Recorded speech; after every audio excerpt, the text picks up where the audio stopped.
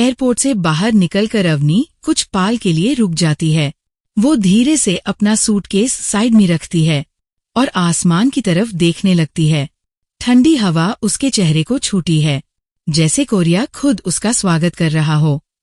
अवनी फिर चारों तरफ नजर दौड़ती है।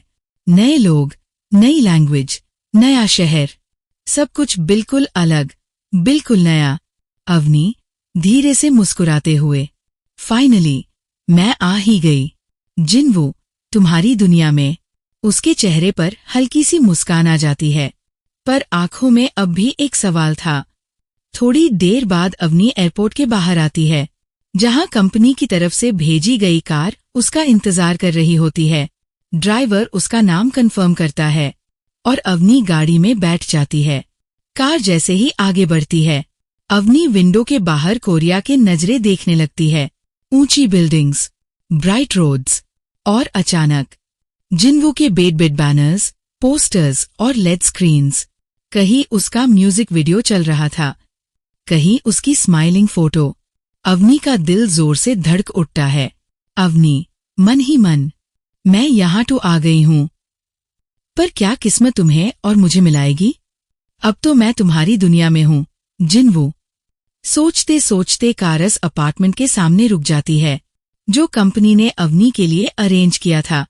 ड्राइवर उससे कीज देता है, कुछ जरूरी इन्फॉर्मेशन समझता है, near by places, office route, emergency numbers, और फिर वहां से चला जाता है।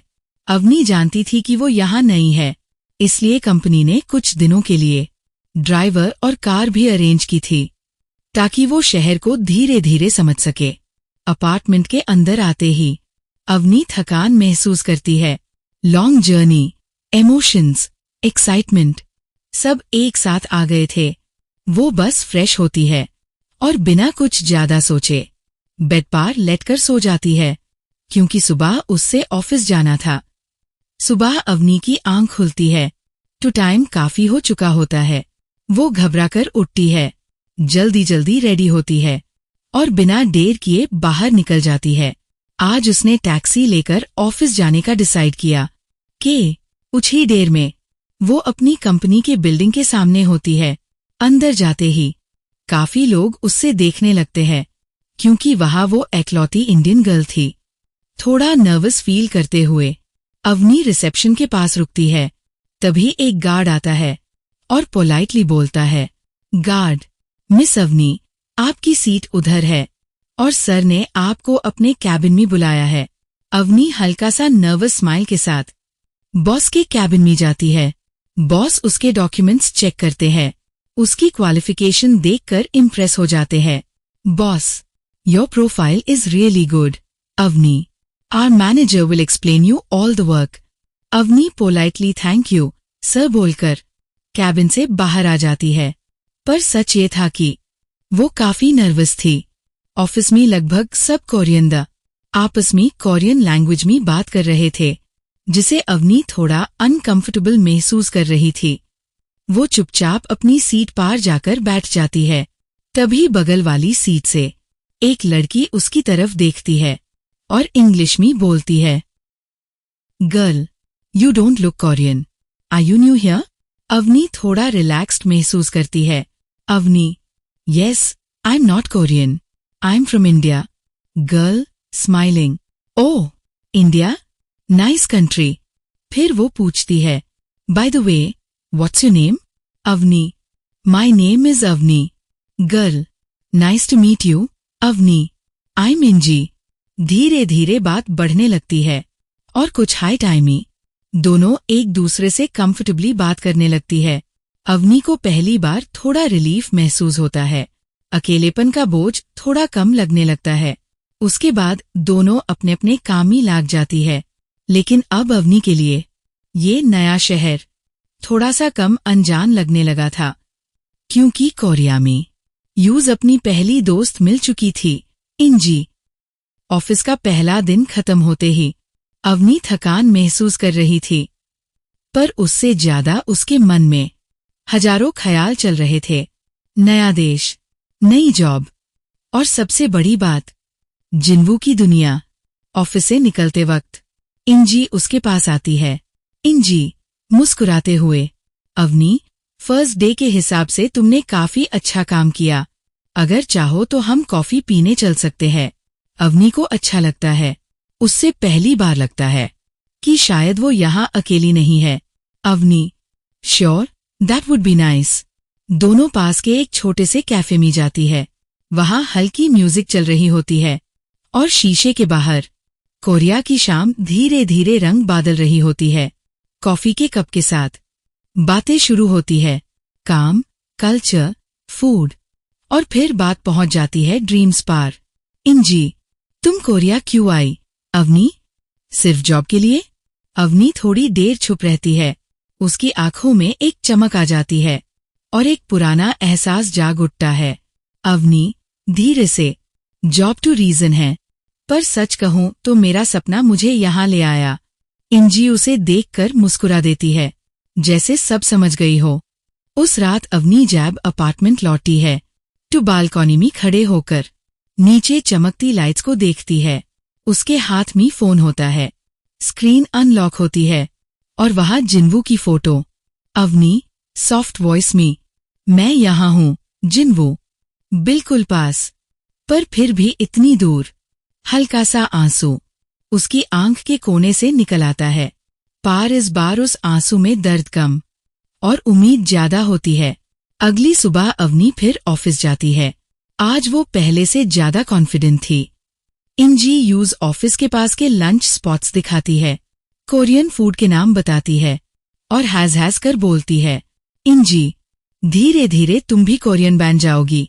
अवनी भी हंसती है, पर उसके दिल में कहीं ना कहीं सिर्फ एक ही नाम घूम रहा होता है, जिन्वू। लंच के बाद जब अवनी अपनी सीट पार लौट रही होती है, टू ऑफिस बिल्डिंग के बाहर एक बड़ा लेड स्क्रीन चमक उठता है।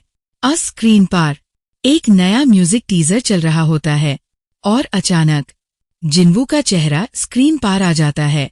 अवनी के कदम वहीं रुक जाते हैं। उसका दिल जोर से धड़कने लगता है। पूरा ऑफिस एरिया शोर से भर जाता है। लोग बातें कर रहे होते हैं, पर अवनी के लिए सब कुछ जैसे फ्रीज हो जाता है। अवनी, मन ही मन, इतने पास, इतने सालों के बाद, क्या ये सिर्फ इत्तेफाक है या किस्मत का पहला इशारा? उसकी आंखों में आंसू आ जाते हैं, पर चेहरे पर एक मुस्कान भी होती है। वो धीरे से कहती है, शायद मैं सही जगह पर हूँ।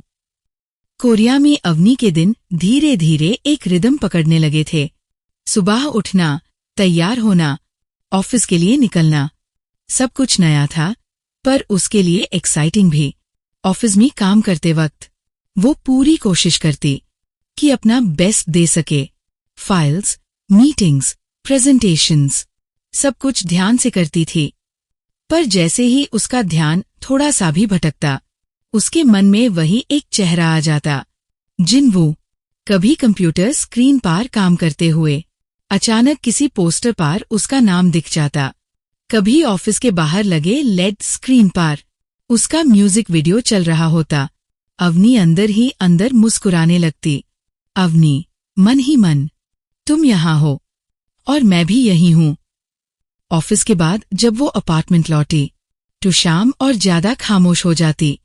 कभी बालकॉनी में खड़े होकर शहर की लाइट्स देखती, कभी बेड पार बैठकर जिन्वू की फोटो को हाथों में पकड़ लेती।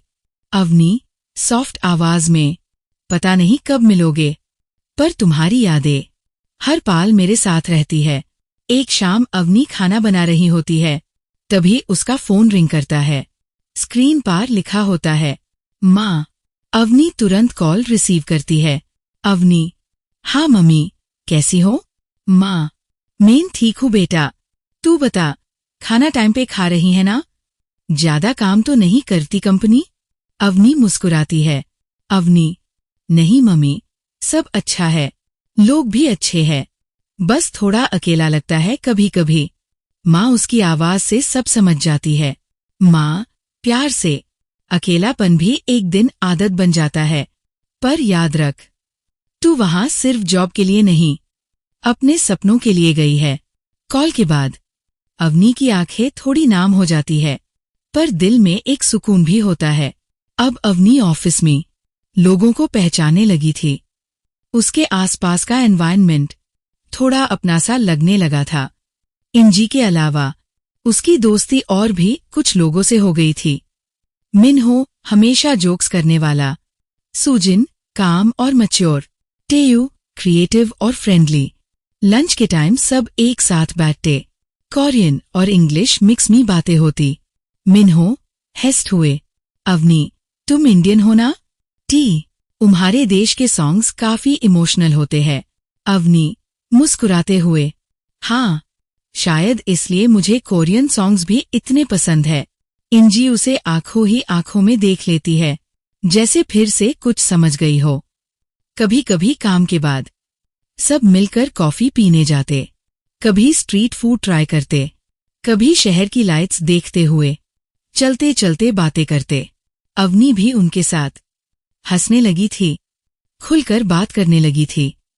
पर फिर भी जब सब अपने अपने घर लौट जाते और रात खामोश हो जाती, उस खामोशी में सिर्फ एक नाम गूंजता, जिनवू। अवनी बेड पर लेटकर सीलिंग को देखती रहती और सोचती, अवनी धीरे से, मैं यहाँ हूँ। अब बस एक पाल का फैसला बाकी है। उससे नहीं पता था कि किस्मत उसके लिए कौन सा मोड़ तैयार कर रही है, पर इतना जरूर था, ये कहानी अब सिर्फ सपनों तक सीमित नहीं रही थी।